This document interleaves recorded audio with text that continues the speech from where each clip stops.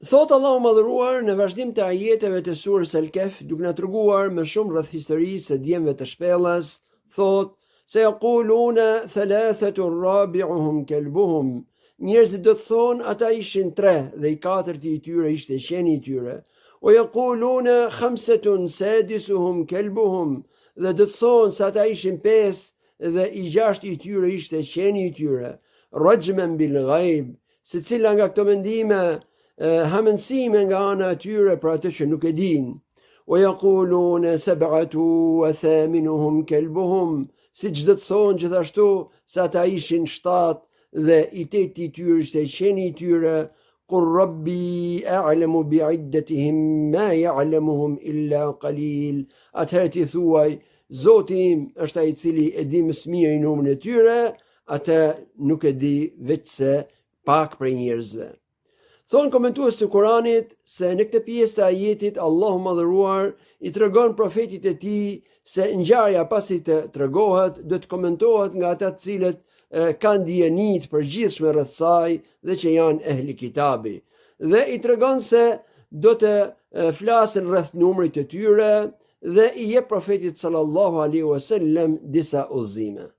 Prej kësaj pjese të ajetit ka disa dobi për të përfituar. E para prej tyre ndihma që i jep Allahu madhëruar profetit e tij sallallahu alaihi wasallam, se çfarë do thonë njerëzit pasi ngjarja të tregohet është një ndihmë e madhe për të. Dhe është mrekulli për mrekullive të profetit ton sallallahu alaihi wasallam, sepse besimi në profeci është besim në të fshehtën.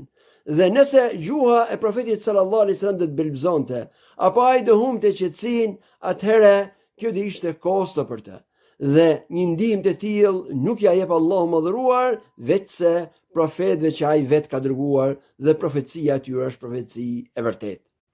E dyta, kundërshtimi i ehli kitabit në lidhje me numrin e djemve është tregues i kundërshtimeve të tyre të shumta në lidhje me fenë e tyre, dhe se ata shumë prej fesë të tyre nuk e kanë ruajtur. Dhe nëse nuk kanë ruajtur këtë histori e cila zgjimi i djemve u bë në kohën kur ata ishin besimtar dhe ishte kohë stabiliteti, atëherë ç'mund të thuhet për ruajtjen e ngjarjeve në kohë trazirash, në kohë romuje, siç ishte koha kur u largua Isa alayhi salam.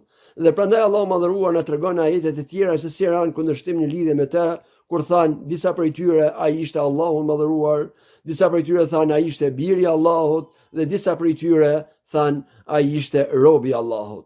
Kështu ata nëse nuk kanë ruajtur këtë ngjarje, atë as më tepër nuk kanë ruajtur edhe ngjarjet e tjera të historisë së tyre. E treta, dy mendimet e para në lidhje me numrin e djemve janë mendime jo të sakta, sepse Allahu madhëruar i ka quajtur hamendësime. Mendimi se ata ishin 3 dhe i katërt i tyre ishte qeni i tyre, dhe po ashtu mendimi se ata ishin 5 dhe i 6 i tyre ishte qeni i tyre. Allahu madhëruar thot rajman bil ghaib, e thonë këtë gjë hamendësim në lidhje me atë që nuk e din.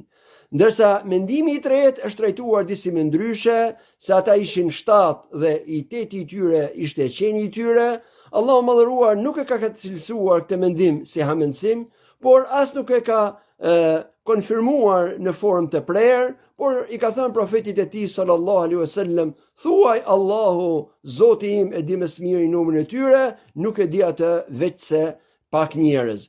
Trajtimi i këtij mendimi në këtë formë ka bërë shumë për dietarëve të thonë se ky është numri i saktë i djemve.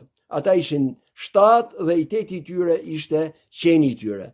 Dhe kështu thoshte edhe Ibn Abbas radhiyallahu ta'ala anhu, Allahu madhëruar thotë se pak për njerëz e din, dhe thoshte për veten e tij, un jam njëri prej tyre, ata ishin 7 dhe i 8 i tyre ishte qeni i tyre.